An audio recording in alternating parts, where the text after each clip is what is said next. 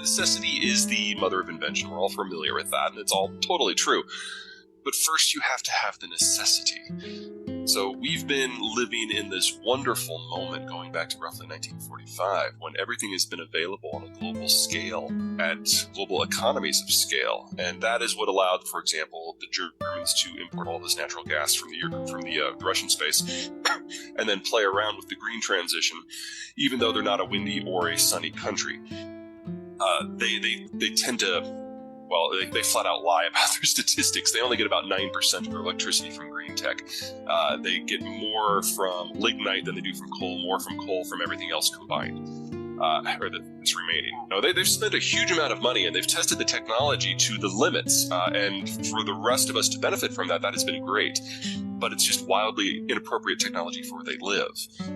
So in order to innovate past this, now that we're actually having the crisis, and now that their Enron-style accounting methods for their carbon emissions are being laid to bear, they can start the innovation process. But we know that wind and solar cannot be part of that because it's not a windy and sunny country. And we know that natural gas can't really be a part of that because it would have to be shipped in from a different continent, and it takes 3 to 8 years for a new field to come online, much less the supporting infrastructure.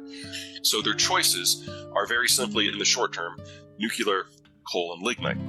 Lignite is a soft, wet form of brown coal that is 20% water by weight. It is the dirtiest of the fuels, and it is Germany's primary fuel source. Has been for 15 years, ever since they started the energy transition. Honestly, it's not just cobalt. There's a whole variety of materials. I'm oversimplifying here a little bit, but if you have a thermal power plant or a conventional internal combustion engine vehicle, basically you're lighting a match, burning something, capturing the heat, and that's what makes conventional fossil fuels work. You don't need a lot of materials aside from the fuel itself, obviously, to make that happen. But if you want to electrify, then you need a very different system for the motor and the turbine and the axles even. And at the end of the day, you also then are moving stuff. And when you are moving stuff with electricity, it requires a lot more energy. An electric water heater, as a rule, is going to require a lot more power than a natural gas-fired one. And so you have to also make the product lighter. And so you need an order of magnitude more materials than what you need for a conventional vehicle. And you need an order of magnitude different materials. You don't just need steel. You need steel and aluminum and silicon and cobalt and lithium and copper and zinc and all the rest. One of the sexy ideas of green tech is that we could finally break the geographic links of oil geopolitics that we all know and we all hate, where we have to deal with Venezuela and Iran and Iraq and Russia. It's agonizing, it's painful, it's expensive, it's dangerous. But if you want to do the green transition at scale, you then need Canada and Mexico and Peru and Bolivia and Ecuador and Chile and Argentina and Brazil and Australia and Indonesia and Malaysia and India and Pakistan and Turkey and Mongolia and Kazakhstan, there we go, and China and Nigeria and Congo and South Africa and Gabon and, oh yes, still Russia. We are discovering right now that we cannot have globally available fossil fuels at a reasonable price without the Russians. But there's no way in hell we can do the green transition without them. Because they're a top 3 producer for most of the materials that we're going to need. And we're going to need 10 times what we have now. Yeah, if you really, really want to do the green transition with the technology we have today, then you have to love carbon and you have to love dictatorships. We're not going green with today's technology at scale. Now, there are specific geographies. I mean, the whole point of the book is that geography really does matter. Yes. And there are places today where the green transition at scale makes sense. Places where the solar intensity is high and reliable and the wind intensity is high and reliable. And if you are in those zones, then the technologies we have today can work. What we're seeing right now within the green community is this delightful conversation, primarily between the California Greens and the German Greens, because we have very similar policies in both places in terms of encouraging green tech to be put on the grid en masse. Anything that moves on a wheel. Now, there's a clause within NAFTA 2 that says about 80% of all the components that go into any vehicle sold within North America have to be made in North America. And the American big 3 automakers are already above that threshold, and the Asian ones are rapidly catching up. The Europeans have a ways to go, so there's going to be some consolidation in the space. You want to play in automotive? You've got an opportunity for some network effects here. Heavy vehicles are a problem. Now, it's farm equipment, construction equipment, and so on. All the big manufacturers of heavy vehicles were like, oh, well, Trump's an asshat and he's going to be gone soon, so let's just ignore it, pay the tariffs, and then when he's gone, we'll just go back to how we were doing and building most of this stuff in China. Biden made it very clear, less than a month into his job, that nope, we're keeping every single trade policy that Donald Trump gave us. We're just going to put it through a really good grammar checker. And there's a scramble now to bring all this stuff back as quickly as possible. That's now doubled and tripled because of what's going on in China and Germany. There's a very real risk here that we won't have a lot of the equipment that we need for the next 2 to 3 years as this works itself out. AKA another opportunity. Semis, low end, medium quality, high end. The high end, we make 57% of all semiconductors by value, and we are buttressed by Japan, South Korea, and Taiwan. The mid quality, things that go into like aerospace and automotive, that is primarily Thailand, that is primarily Malaysia.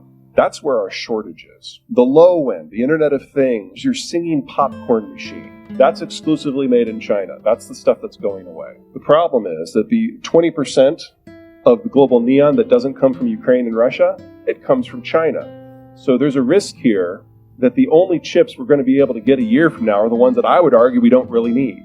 And the technical term for this sort of disconnect between supply and demand and security issues is fuck. Now you'll notice I've highlighted electronics. With the Chinese going away, a lot of the electronics manufacturing in the wider world has to come here if we want it. The problem is to make manufacturing work, you need different qualities of labor. And that means you need high end for the software and medium quality for the wiring and lower quality for like the die cast. The only place in North America we have that kind of mix is on the border zone. So we need to add 2 million jobs in electronics manufacturing. That's not where I think you guys can play. But I do think you can play here. Because once you get a raw semiconductor, it still needs to be built into a wiring harness, or a control board, or flash drive. That's high-end work that still requires eyes and fingers. And since you are representatives of the most overeducated population on the planet, if you want to get into some value-added manufacturing, I would get into something where the end product is typically flown, because you're not able to achieve economies of scale for mass manufacturing. Why in one place is it working broadly, because, it's still California, and why in the other place is it leading to complete deindustrialization?